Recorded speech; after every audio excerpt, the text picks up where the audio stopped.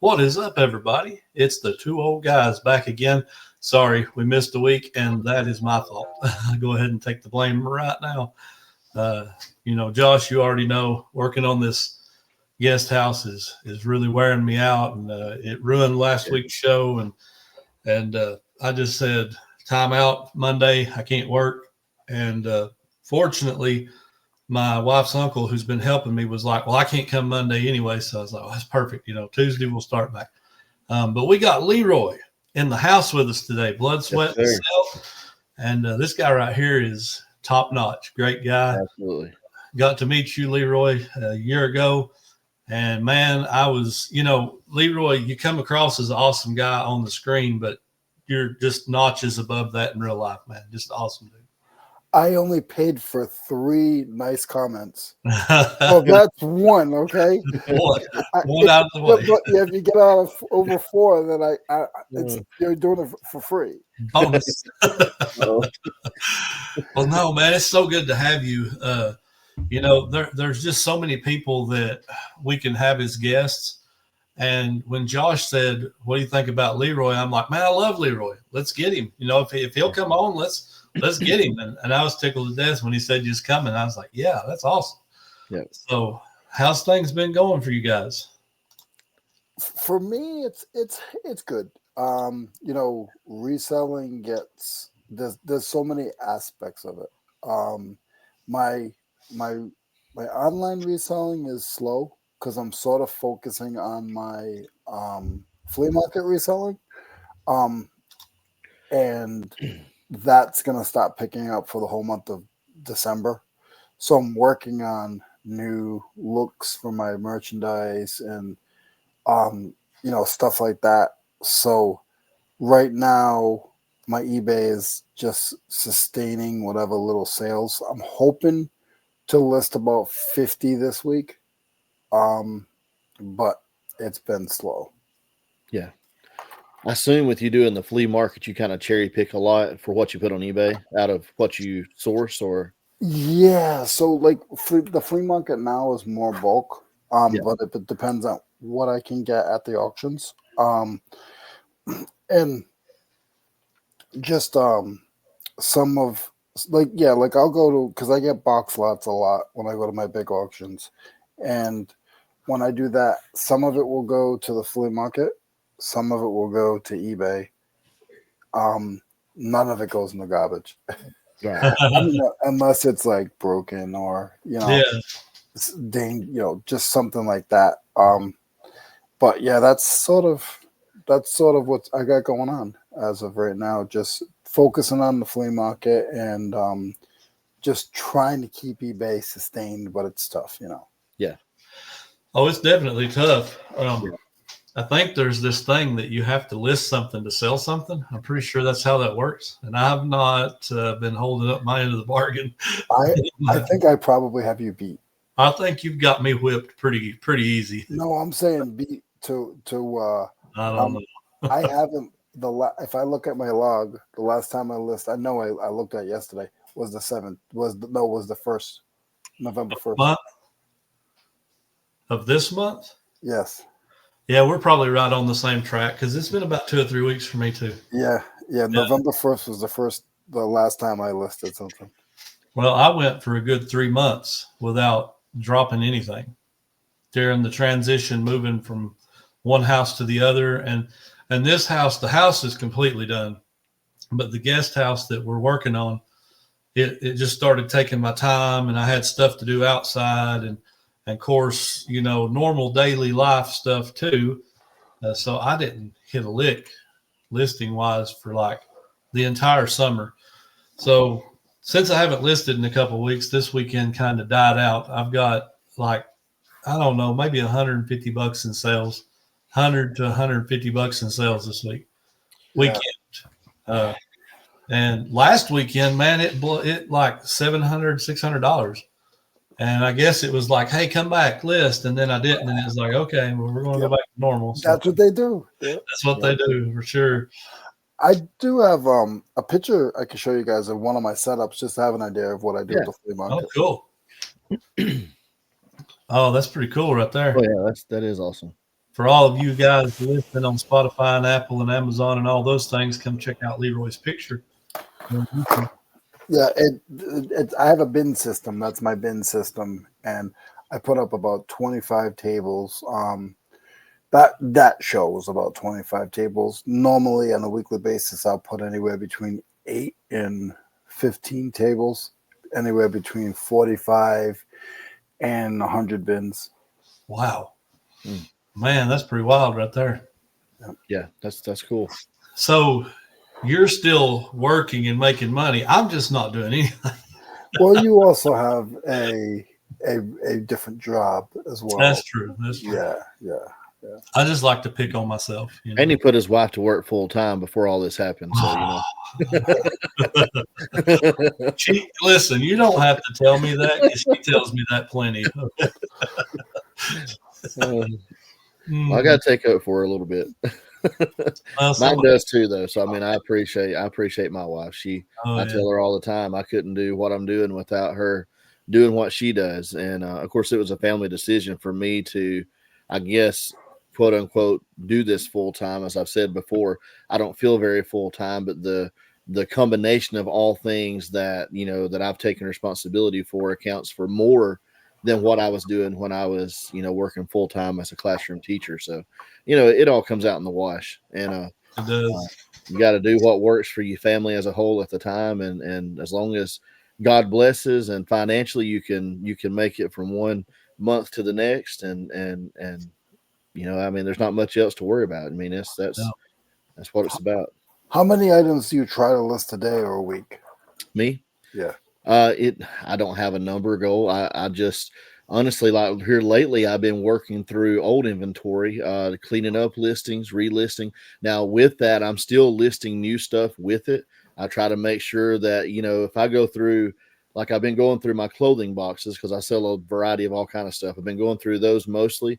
I pull a box down. If it's got 15 items in it, I'll, freshen all those up, but I may still do 5 to 10 items, behind that. Now there's days that I don't get, depending on what the day is and how things go, my work is, I don't have a work day. I don't know if that makes sense, but it's like I have to fit time in here, time in there. Sometimes it's 9:30 when everyone else goes to bed that I finally get back to eBay and spend a couple of hours, because I'll be up till 12 o'clock or so just about every night. So I work in the mornings early, but just keeping track of everything. I don't know.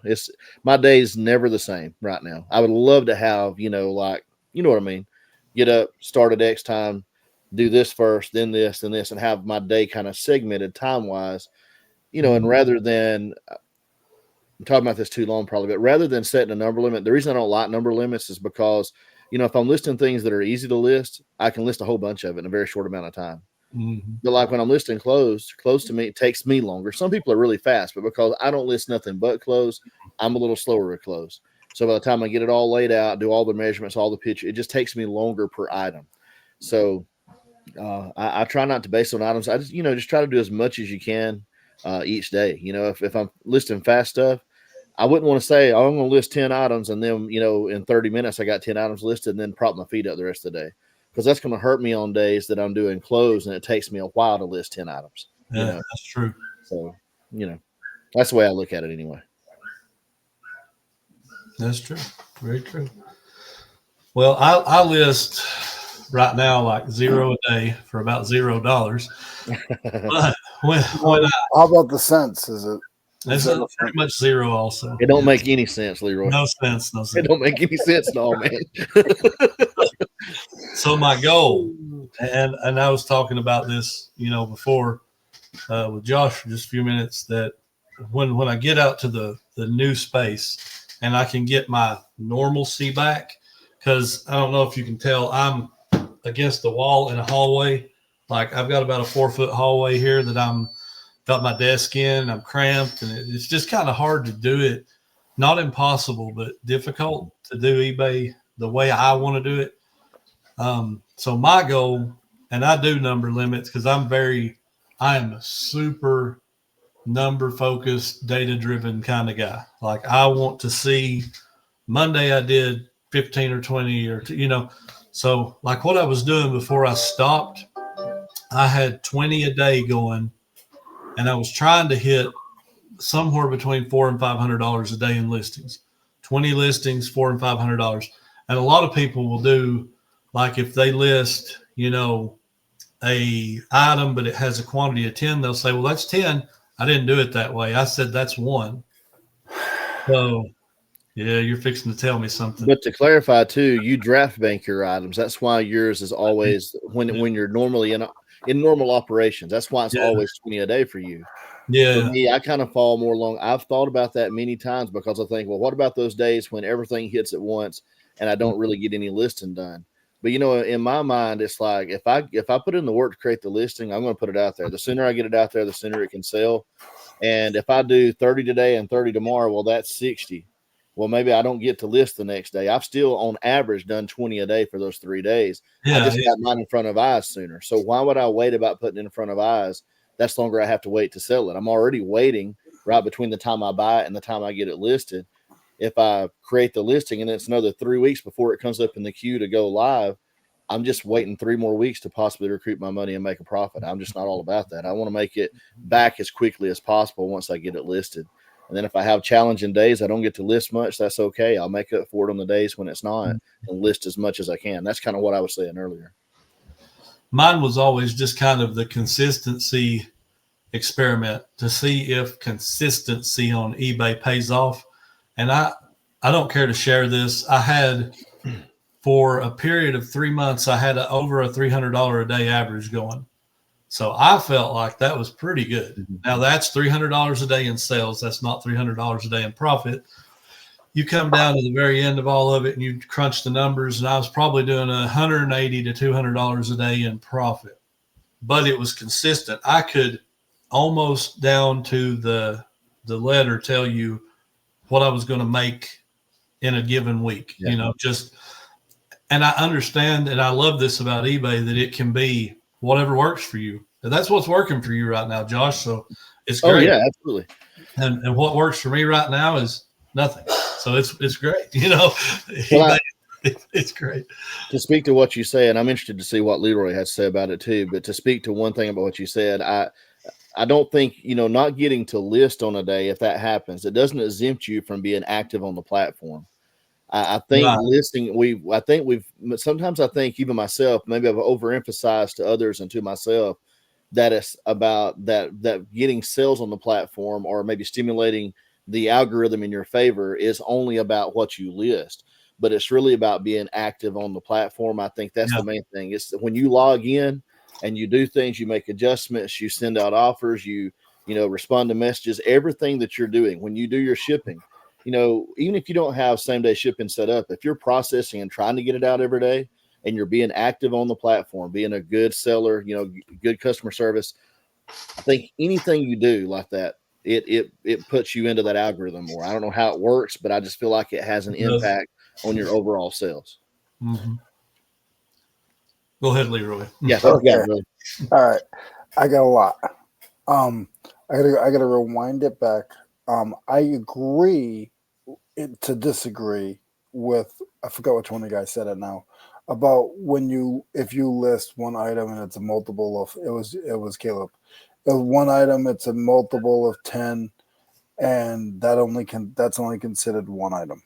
That's just in my mind. That's just, and I've had that mindset for years until one of the last things I listed when I've been just doing other things was on the 20. I just looked it up. It was on the 1025, and it's these rulers. They're Westcott stainless steel rulers, 12-inch rulers with cardboard with corking backing on them.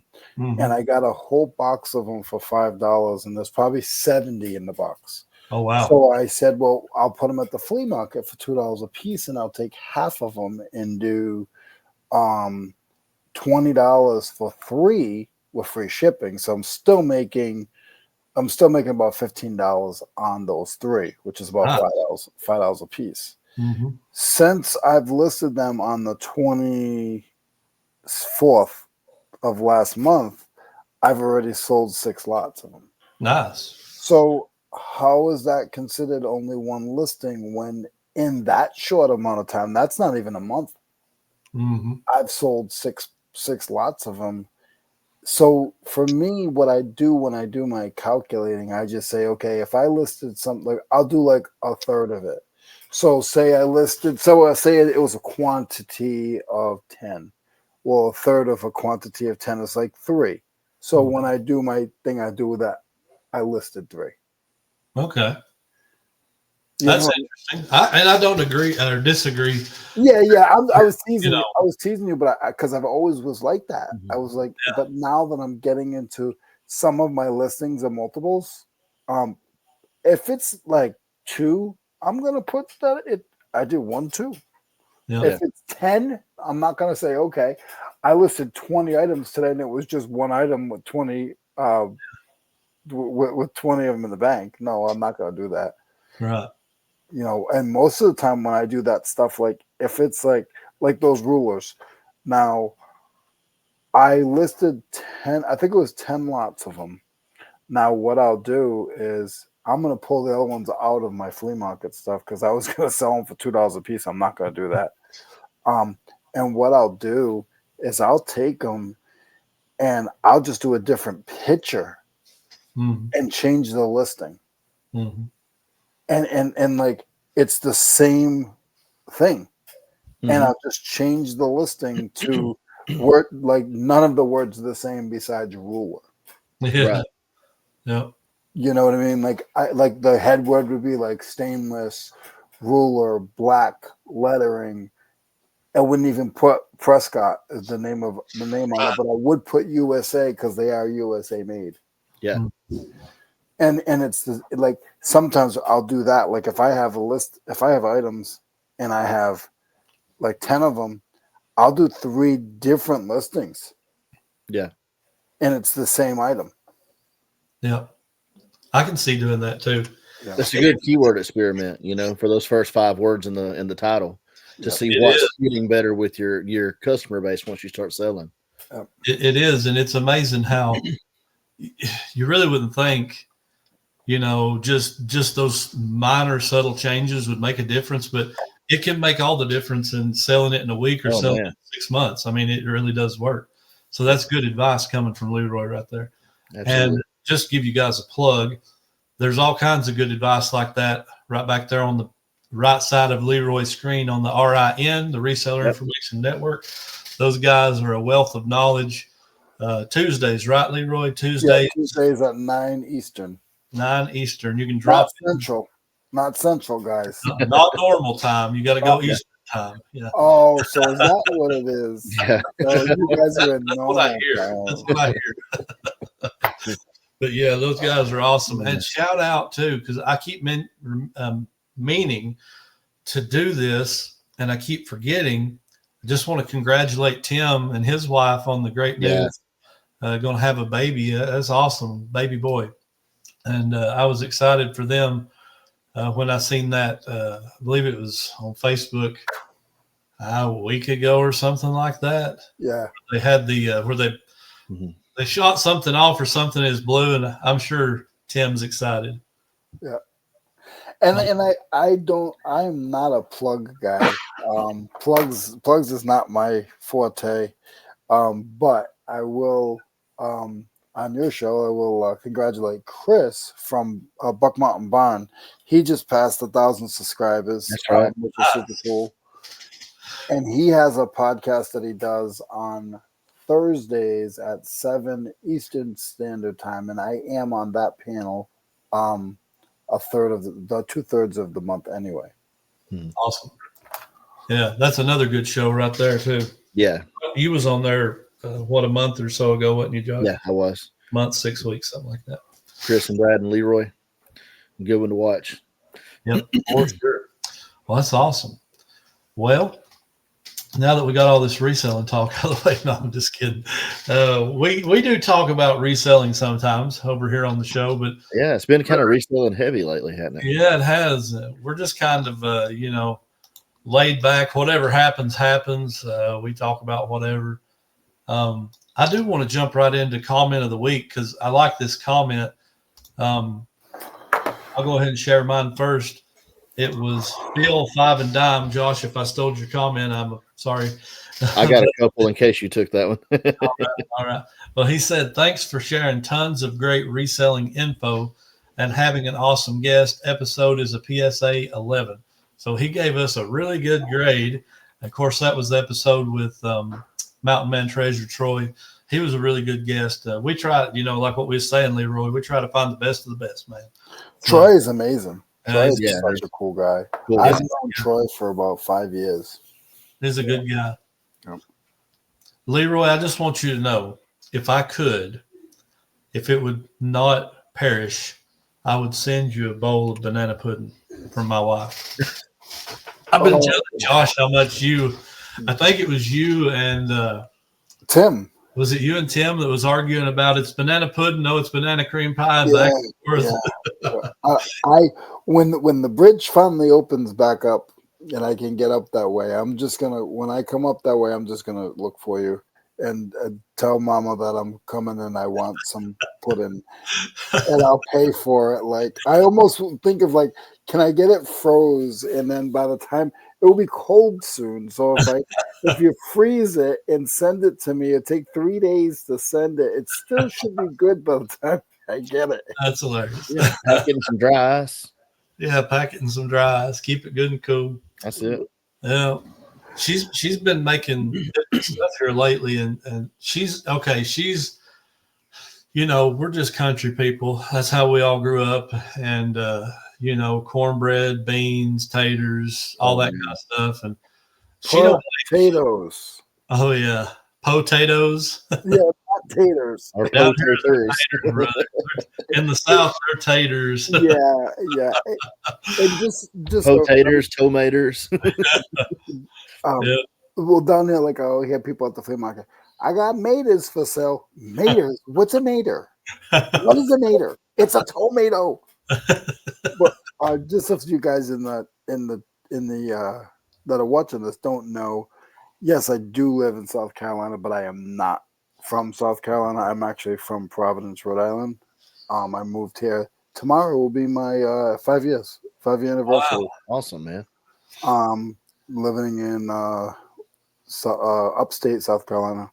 So, yeah, when you hear the accent in the car and the doing it in the pack, you were right.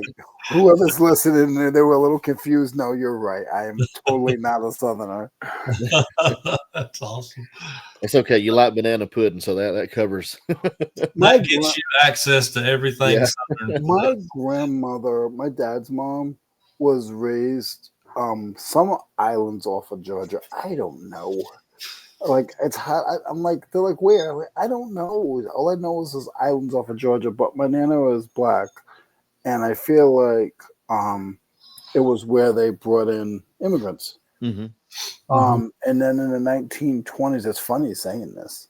And then in the 1920s, they moved. My nana and my grandfather moved to Providence. And then they had their children. They had no children before they left. And they had their children in Providence. And then I'm an offseed of, I'm one of her grandsons. So. Okay. Awesome. But it's just, so I have like Southern roots, like mentally. Yeah. Right. Like, I don't know if you like some of you guys, these shows now with people from all over the place, but like, my nightmare memories of my nana's cooking and stuff was like a pot. I say pot. A pot that was like 18 inches by like 25 inches by like 18 inches round, and it was pig feet, pig tail, pig ears, and it smelled like death.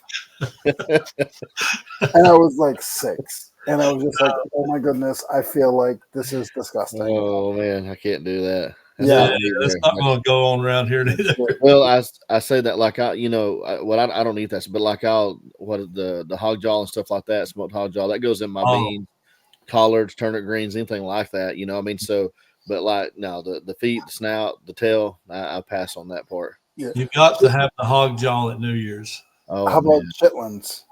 No. Yeah, I just can't.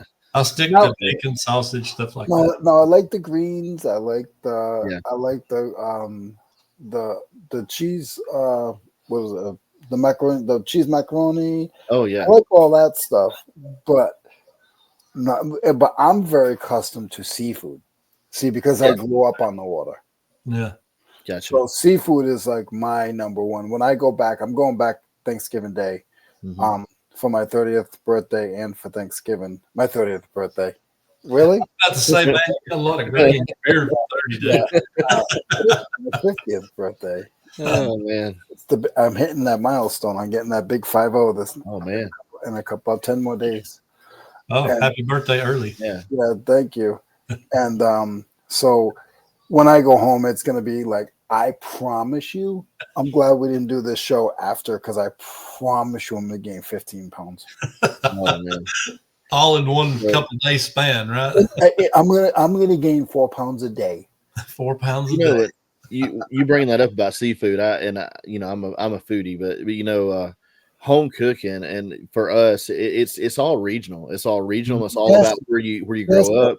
Yes, I mean, Southwest Texas, it's going to be Hispanic cooking. It's going to be Tex-Mex, that blend of stuff. I mean, what I think of as home cooking here in the South is just not what they have other places. It's you can't.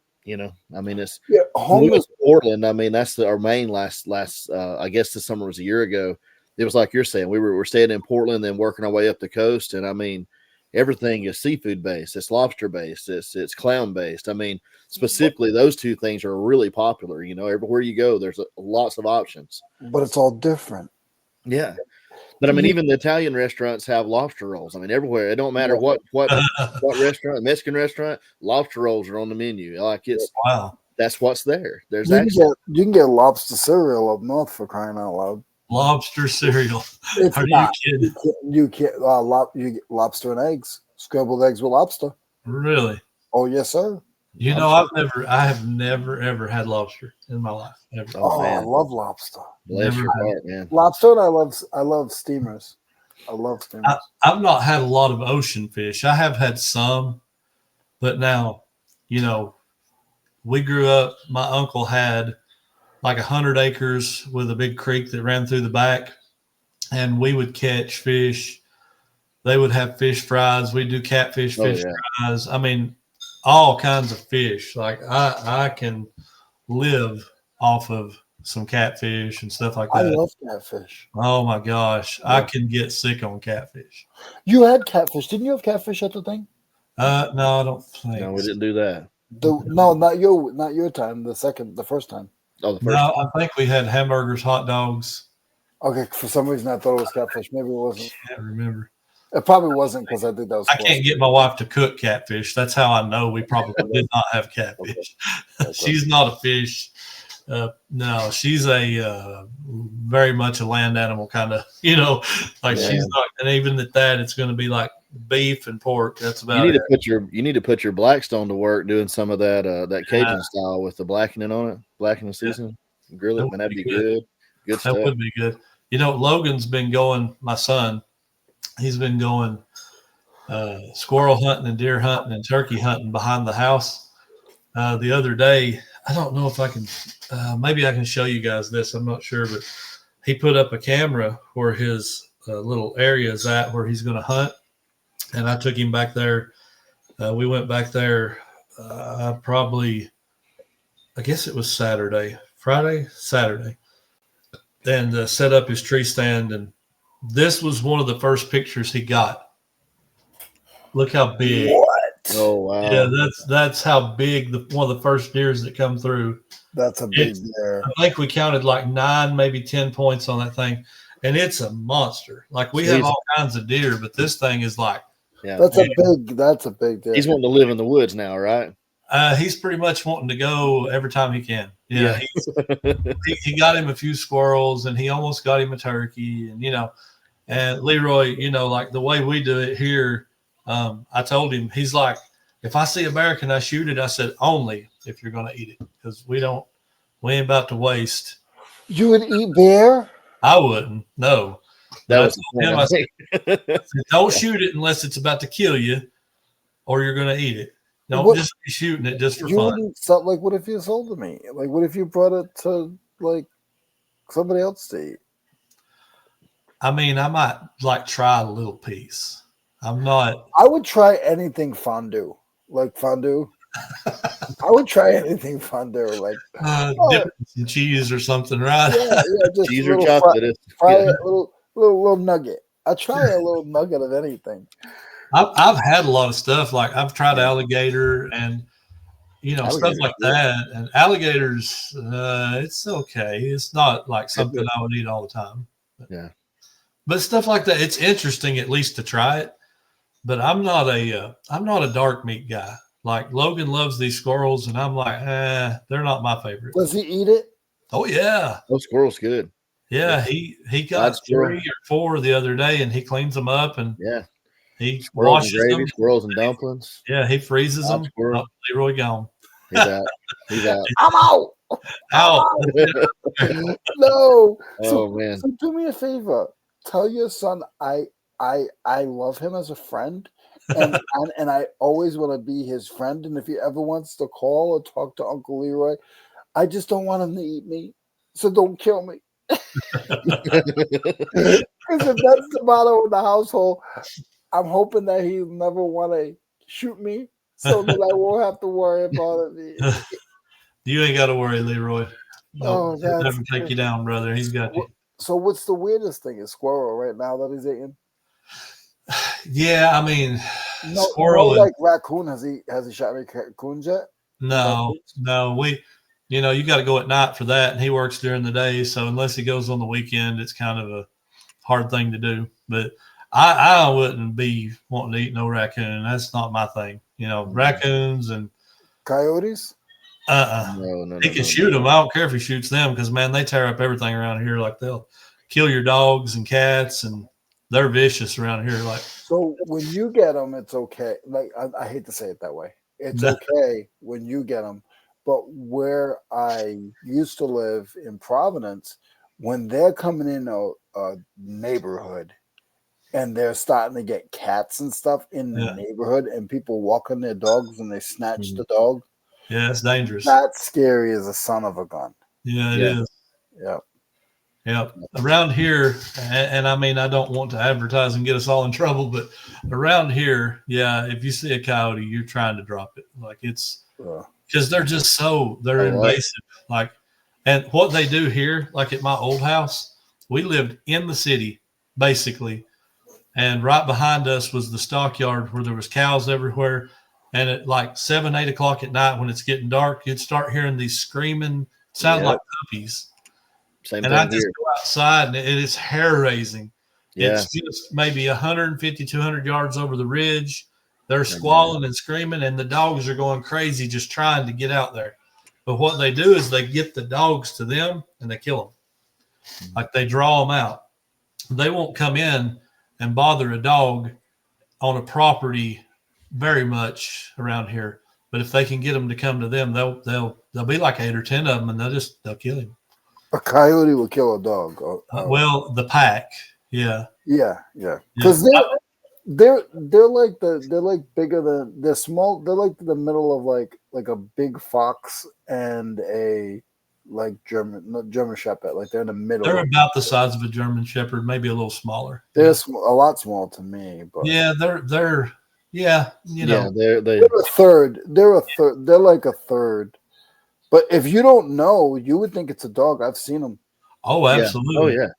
No, and they're mean. Of course, they'll run from a human, but like if they get a chance to get a dog or a cat, like you said, it's over. Yeah.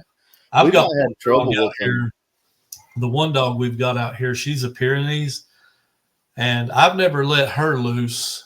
Like on anything like that. She's never killed nothing or even bothered anything, but it's been well known that breed has killed like 4 and 5 coyotes at a time in a fight, and survived. So I feel pretty safe with her here. I've got a couple of small dogs too, but she would probably be able to, if I turned her loose, she could take them out, if she had to. So we have a lot of them here at the house, but we've never had problems with them bothering our pets. I mean, they've come up in the yard and ate chestnuts and pears out from under the pear tree, and our dogs be, 20 yards from them barking or just sitting there staring at them. But Wow. literally every night when, like right now we have the big moon, it's every night here lately. And as soon as it gets dark enough that moon's shining and they go to howling, our dogs cut up just like them. I mean, they sound just, they howl and chirp just like coyotes, but they run through this area, like through the yard. We live on a lot of open land with a lot of cattle around us. And I mean, it's not unusual to hear them and them to make their path come just basically right through the yard. So they seen a bear down here the other day. I don't know if I told you that, Josh. About not even maybe a mile from here. Somebody caught it on their trail cam.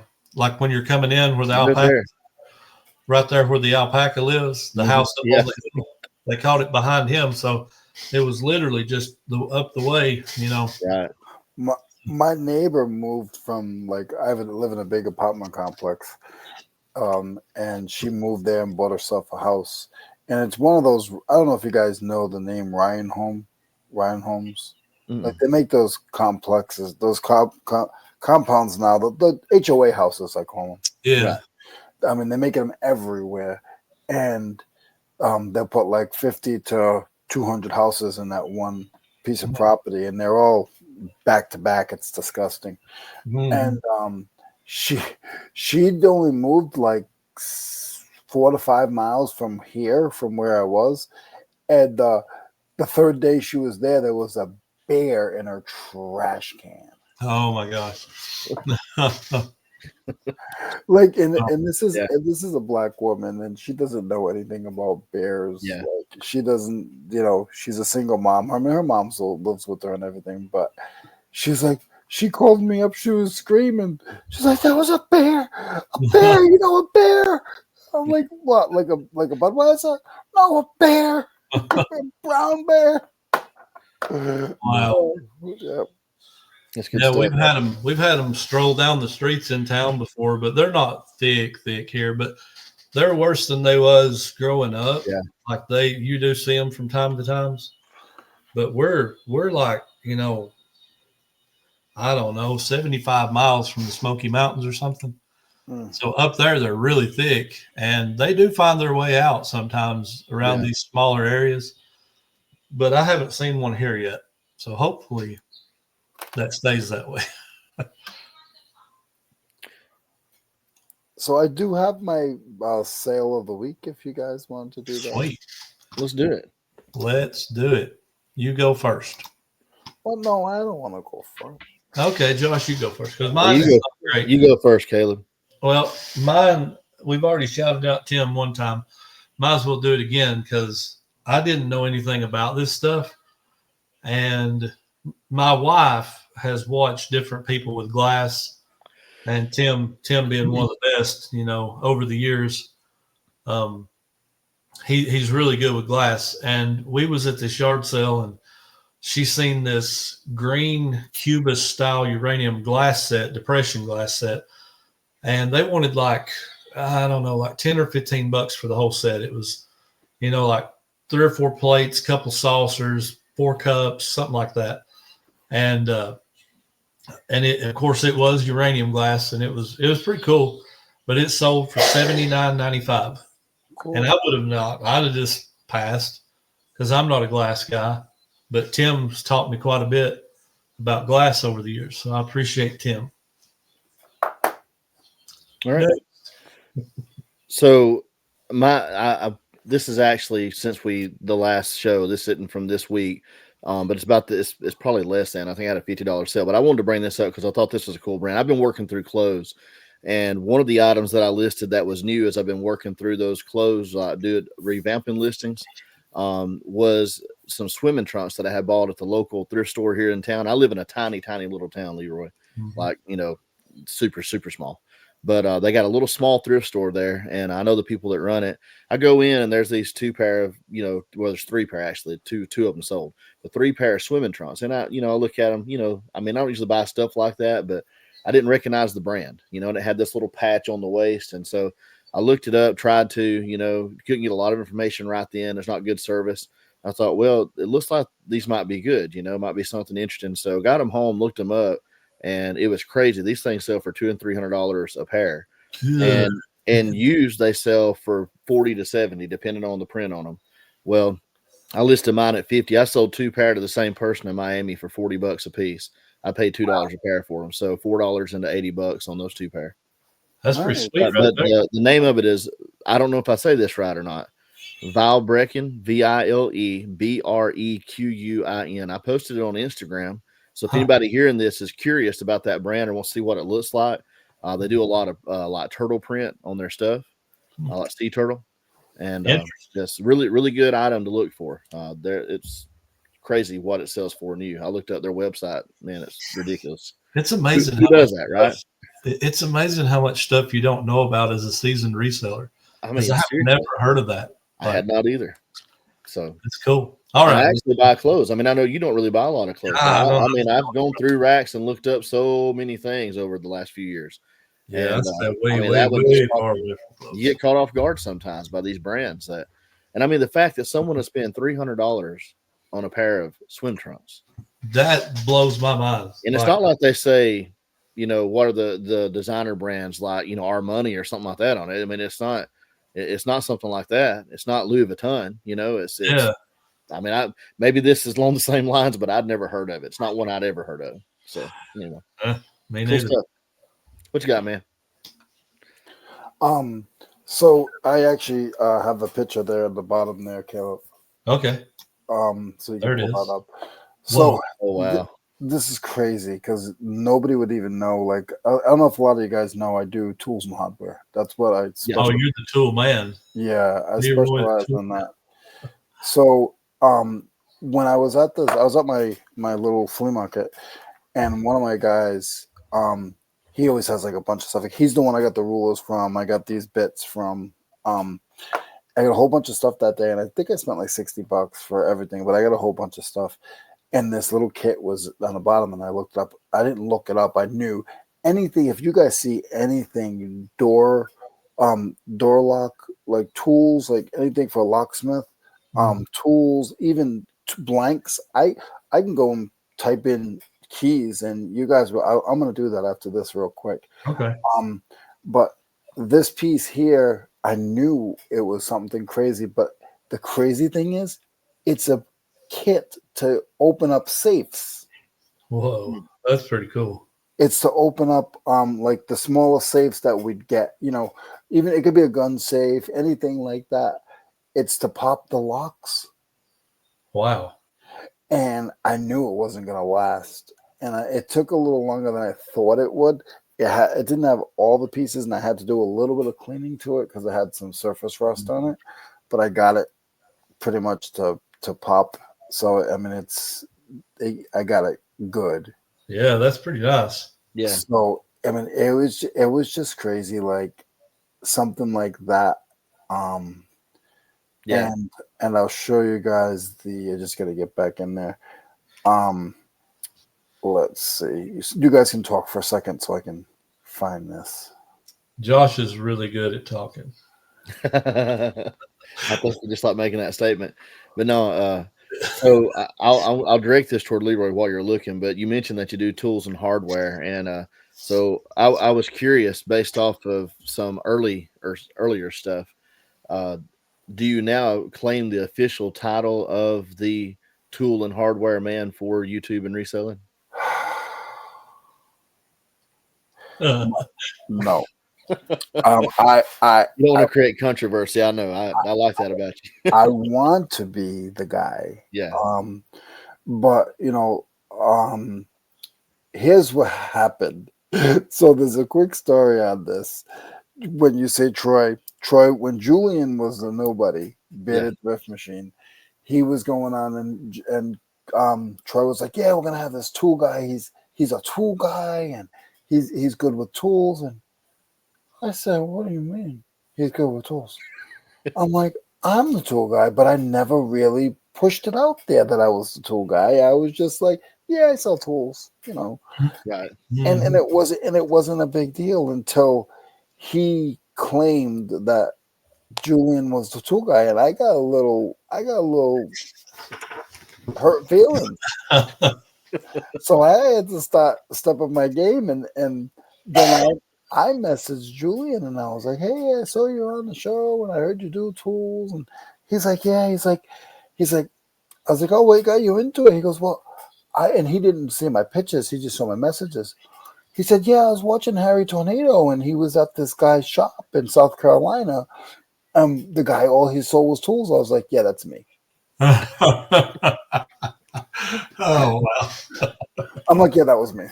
Oh man! He's like, "If I know that," he goes, "I saw that if he can do it, I can sell tools around my garage." Mm-hmm. So, but I really had to like check myself. I wasn't trying to check anyone. I was just trying to check myself because I was a little hurt. Yeah. But Well, you inspired me to start looking after I met you, and you was talking about the wrenches and stuff you'd bought down here at the 127. I remember you had some of them with you, and everything I find, I've found some really good stuff, like really good stuff. My son steals it all because he is a boat mechanic. So I found a proto socket set.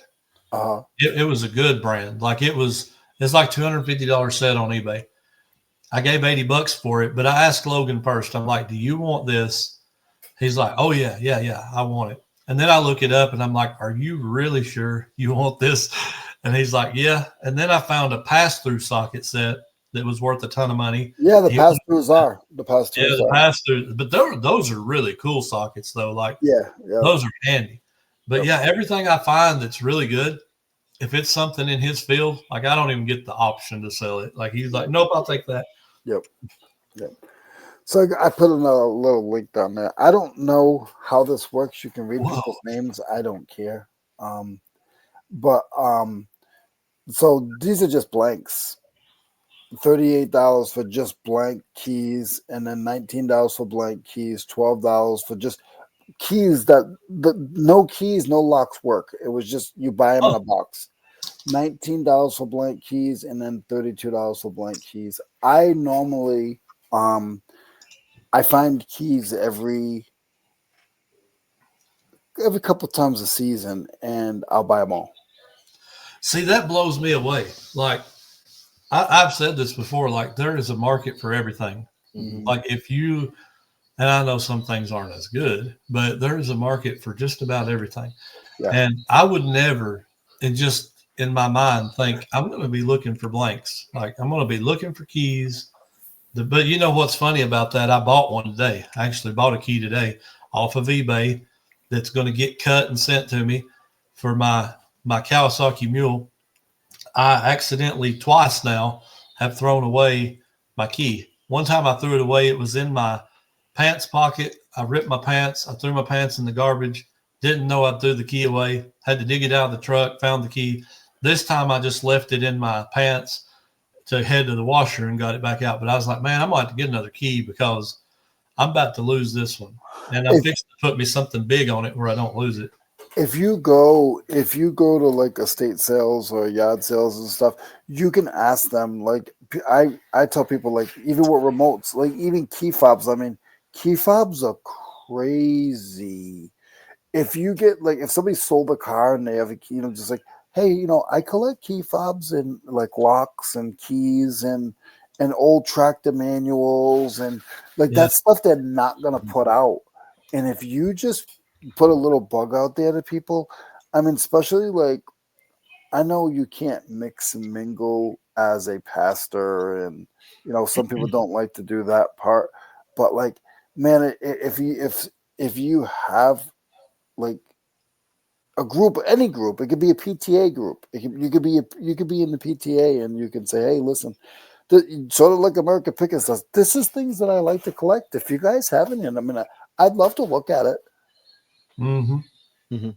I've threw myself out there a few times, especially when you roll up on a sale and it's very themed. Like they'll have a ton of one type of item. I'll say, hey, if you got any more of this, especially if I buy some, I'll be like, if you got any more of this, here's my number, here's my card, whatever. Just holler at me. And I've had a couple of people call me. One lady called me. it's been well over a year ago, but I bought like 2 boxes of toys from her, wrestlers and action figures and stuff like that. And she called me back later that day, and she's like, "Hey, we found another box of like Ninja Turtles and, stuff like that. If you're interested." And I go back, and it's like $15 for like a 12 by 10 box piled in, like probably 75 pieces of stuff. But just that simple saying, "Hey, I'm out there, I buy stuff." And I told her what I did, like, "Hey, I resell." She didn't care. I don't like to tell people that I resell. I don't necessarily love it. Yeah. But I put myself out there sometimes. I kind of get out of my comfort zone, and and it's hard for me because I'm not naturally charismatic in my personality. Like, I'm not outgoing enough to be. I don't even like. I have a hard time just talking to somebody new because I'm kind of shyish. But once I know you, I'm fine. But yeah, that first time, it's like, I don't know if I want to ask you if you want to call me because maybe you'll take this wrong. Just all these things go through your mind all in that moment. And it's like, I don't know if I want them to know, but I still try. Yeah. I don't go around wearing a sign, but I do find like it has a lot of benefit. I did a video on this. It has a lot of benefit for like when you thrift a lot, not at the big chain places. Maybe it could. I don't know if you really got in good with some of the managers, but like at the small town shops where they're locally run, when you're going in all the time and buying lots of stuff from them, they pretty much already know that you're not just buying stuff to use for yourself. So you're better off to get that out of the way, try to build relationships, and you will benefit from that because a lot of times they're really interested when they get a big donation like you do in tools. If they got a big truckload of a bunch of tools in it, if they know they can call a guy and he'll come pay them a good price for all of it and not have to worry about going through it or pricing it or worrying about how long it's going to take them to sell it, they like to have that, man. They like to have those connections too. So I've done good with that. And then also with the state sale people, if you find a good company that's not too big, man, getting to know those people and letting them know what you do, sometimes that can benefit you a lot because they want people there that are serious about buying. And if they know they can move inventory, I mean, that makes a big difference. So there's scenarios where it really matters. Like it can really help you long term to start building those relationships where they know that you're doing the same. Because that's all a thrift shop's a resale shop. A state sale company is a resale company. So they gotta have connections to do well. I've had people tell me before I told them that I was a reseller, they would say, I'd say, "How much you want for all this, whatever, and they'd say, "Well, $50." They say, "I just don't want it to go to a reseller." And I'm like, "Well, wait a minute." And in the back of my mind, I want to say, "What are you doing right now? You're having a yard sale. That makes you automatically a reseller. Yep. You're trying to sell what you got. What do you care where it goes?" And it's like people get offended that you're going to go make money off of their stuff. And there's not a lot of people out there like that, but there are a few, here and there that kind of get a chip on their shoulder, I guess. It's the toss-up with yard sales. It can be a toss-up. It can be negative. I think in most cases it's not, but there's enough times that it is that it can hurt you sometimes. I mean, it can for a fact. But I also find sometimes even with those, if you frequent the same neighborhoods and some of those people that are always having a yard sale every season and they keep dragging new stuff out of the attic, like over time you can still benefit if it's someone. I mean, most people don't have some kind of vendetta against folks that resell, I think it's more accepted. So it all depends on the situation. It really does. It does. It certainly does.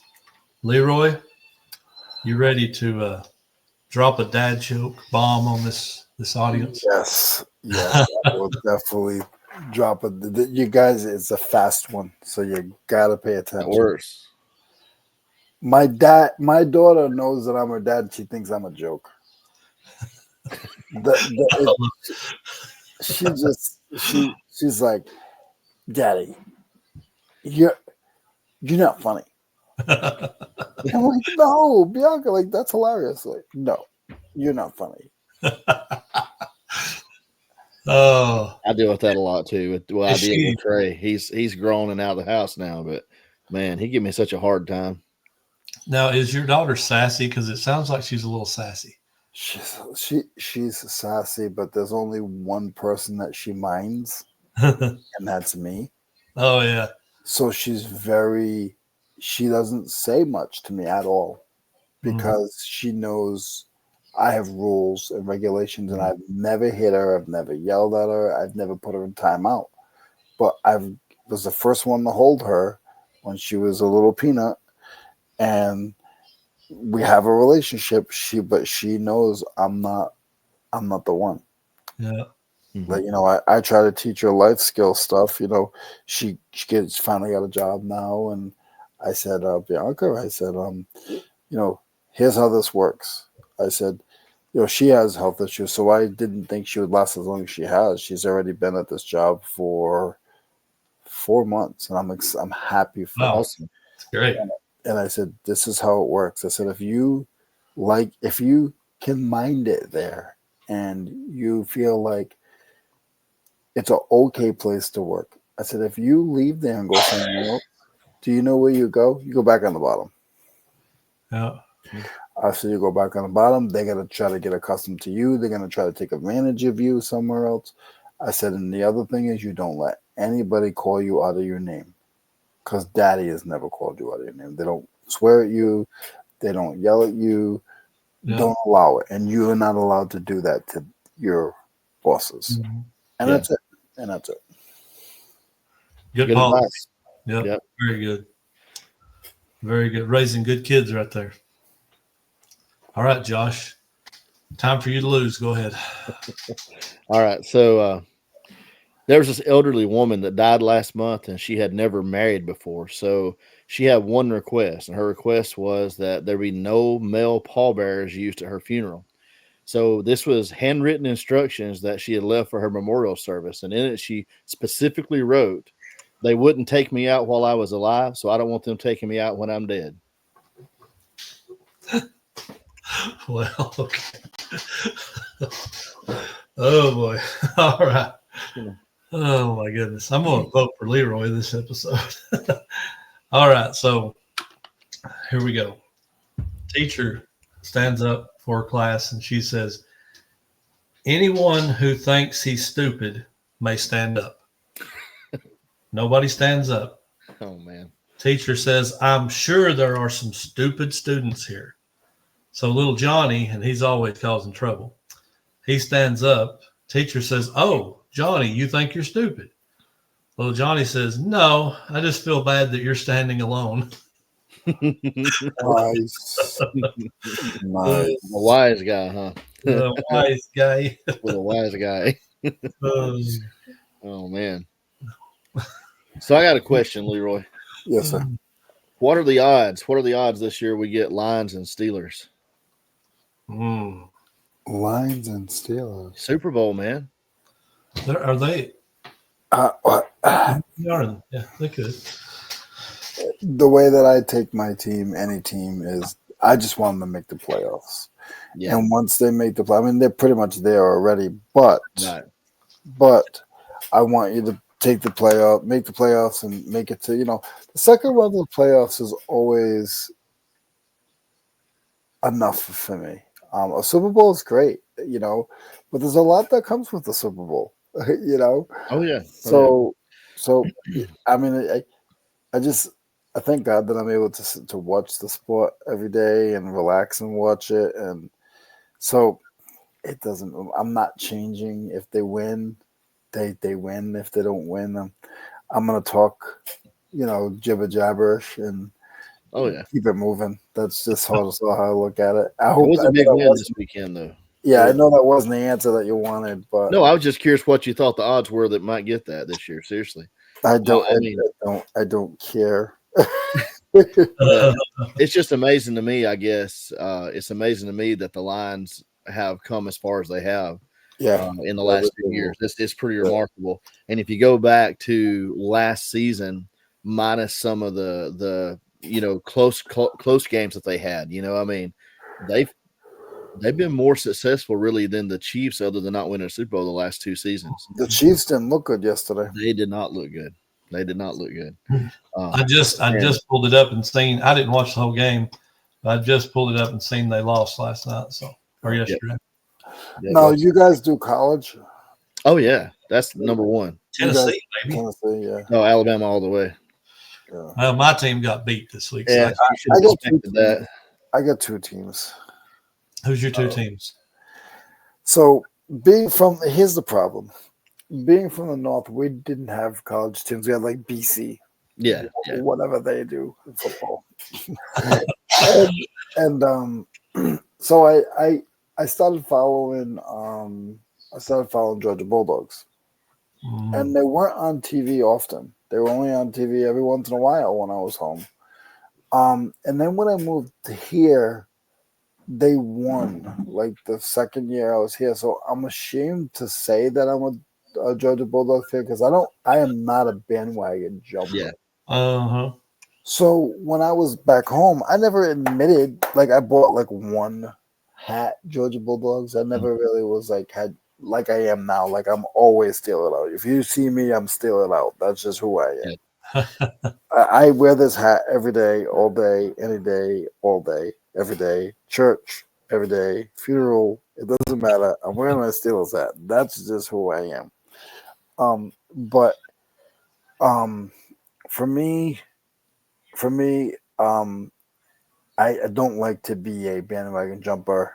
But that being said, when I found out Deion was going to Colorado, before he even played a game, I did go on his team and just been following that journey, and I really enjoy watching his team and him, and it's gotten me a little more open with college sports. So you know, I don't live far from Clemson. I mean, I literally live about 50 minutes from Clemson.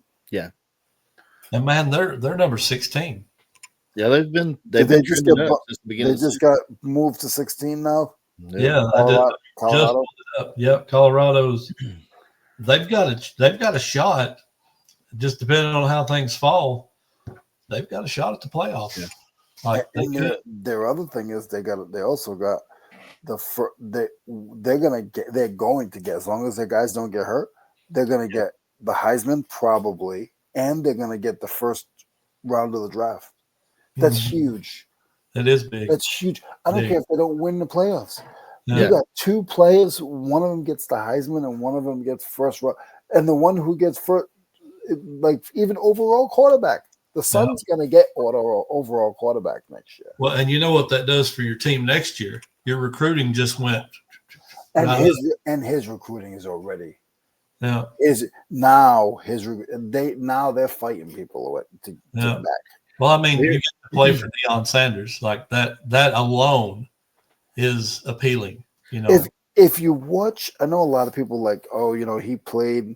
If you watch some of his interviews and listen to the man, like he's a God-fearing man. He doesn't do drugs, anything. He's all about those kids. If you just watch how positive he is and how stern he is, it makes me a better man. I'm not even on his team. Yeah. Yep. You know, I think the biggest question probably for him, and I know he's been asked this in media, but and every coach deflects because you can't do anything else. I mean, what else are you going to do? But there are rumors, you know. Of course, he's going to be a hot prospect for the professional ranks, and Dallas is still on their 20-year search for a new head coach, that's not panned out for him 20 plus years. And so I mean, I think there's probably going to be that Jerry Jones is going to at least put in a phone call. He's going to ask. I mean, even if he doesn't move on. He says he doesn't want to coach adults. Yeah. That's what he says. Right. But I mean, I also said, I don't like whatever, but if you give me $50 million, I might have to dance around that. But man, look, this world we're living in, I mean, and he's done a fabulous job. But like Kurt Signetti at Indiana, he's got, his head coaching experience is still relatively limited. He's only been there for half of one season. They've already took his contract and redone it to give the man $9 million a year on average. I mean, to be at Indiana, I mean, it's just where all that stuff has gone I don't think he's getting that much from Colorado. Deion's not. No. Yeah, I don't think he's. I forgot what it was. I don't think it's Well, over 10. the thing is for him now, and this is what that's going to lead to for him there. Last season was so underwhelming. I mean, but I mean, it was a transitional year. I mean, nobody should have expected. I think that's what makes what Signetti's done at Indiana so amazing, because he come in there in year one, here he is leading the Big Ten. But you take Dion now in year two and where they're at now and the success they've had. There's going to be a lot of phone calls. There's going to be a lot of messages sent to Dion about, are you interested? Are you interested in coming here, coming there? Yeah. And they'll be striking preemptively. He keeps having success. By the end of the year, they'll have to.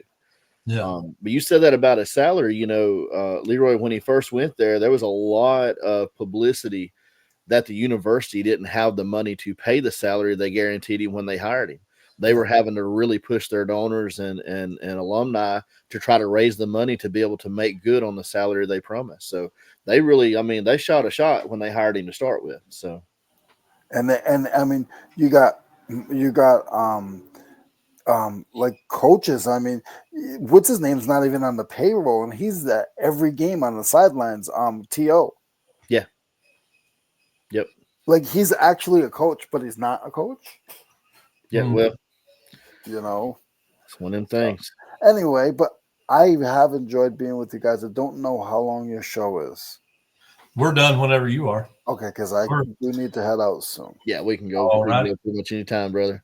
Hey, give us one thing before you go. I wanted to ask this. I don't think this take too long, but on the tool front, I know Kayla's buying a little bit. I haven't bought many tools. If you could give like 2 or 3 little things just to keep in mind, what would you say to look for, or just advice on how to be successful in that area? I mean, how do you get started or whatever? It's all research, guys. It's all research. You got to research it, and you got to know your gut. I would always say, like, outside of the box. So you see somebody pick up something and say, "Oh, this is the best thing. This is a good name brand."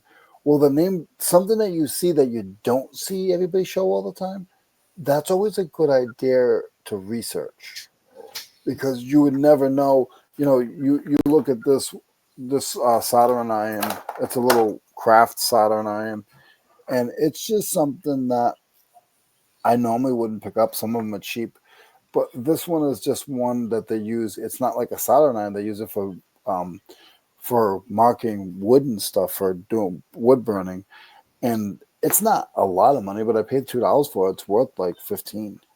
Mm-hmm. So things that are little, if you see it and you're like, oh, that's different, like that's something you want to research. I learn every day. Yeah. And like I told you guys with the keys are crazy. There's a guy, when I started doing eBay years ago, he only sold keys, and he would sell Kubota keys, cat keys, any kind of keys, like for machines. Yeah. Because they're usually only 1 of 10. So every key, every lock is 1 of 10. So like there'd be 10 different cuts for that one key. So eventually you're gonna get it. Yeah. And he would go around and he would get all these keys, and he had them on his site. And then once he got them, he would copy them. Oh, okay. That's a good idea right there. Yeah. So I mean, this guy was like, that's all he sold. And then what he did was he would do a master. What did he call it? It was like a master ring, and the master ring had all machine keys on it, and he would sell it for like $150. Wow. That's pretty wild. Yeah. So just use your use your mind, and don't be afraid to, like, for a couple of dollars, buy something every week for no reason. For $2, that's an easy ship, something small, because that research that you're gonna spend a half hour researching it is self-made education that you're not gonna get anywhere. Yeah. Oh, absolutely. Because I can tell you to go buy these key rings. I can be like, go buy these key rings, because I'm the guy that makes those master rings. No, but I can tell you, buy these key rings, and you're not going to get anything out of it. Go to a yard sale and buy one little lot of precious moments, and realize that they were absolutely worth nothing. You won't do it again. Oh yeah, absolutely. Absolutely. I think that's good advice across the board for any part of reselling, no matter what area that you're focusing on, or if you are an everything seller. It really is about the education aspect of it. And Absolutely. like you said, a lot of times you pay a price for that education, because you're going to find yourself out, at least here, like where I live. You get out chasing yard sales and stuff, you'll find yourself in areas with no service pretty quick because it's so rural. And I mean, you go to estate sales out in the middle of nowhere, you have to, like you mentioned gut just briefly. You said something about your gut. You've got to build enough knowledge that even though you can't look it up, you can compare it to other things that you have either struck gold on or struck out on, and you can get a good feel for, is it worth what they're asking about? Is it worth the risk? Because a lot of it's not necessarily gambling, but it's almost like doing the stock markets. It's hard to predict which item's going to pay off and which one isn't when you're out there and you can't look everything up. Different world we live in now, though. Well, that phone sure is handy when you can. Absolutely. All right. Well, we're going to let Leroy go. I don't comp often. When I'm on the road, I don't comp. I don't comp a ton unless I see something that really catches my eye and I'm just very, very interested. I might snap something on it and be like, oh, wow, because your instincts a lot of times won't lie to you on that stuff. And I tell people all the time, if it catches your attention, more than likely it'll catch somebody else's attention too. Yeah. So you have to give some consideration. I probably spend too much time. I think there's a balance there. I want to throw this in there real quick. The thing that runs through my mind about every time when I get too caught up in comping at one site, and everybody has this, if you go by, your intuition, what knowledge you've already built, and you go outside of the things you absolutely know because you feel like they're going to be good, you are going to strike out on some stuff. Every time you go, you're going to have stuff that when you get home and you do look it up, it's like, oh, well, that's no good.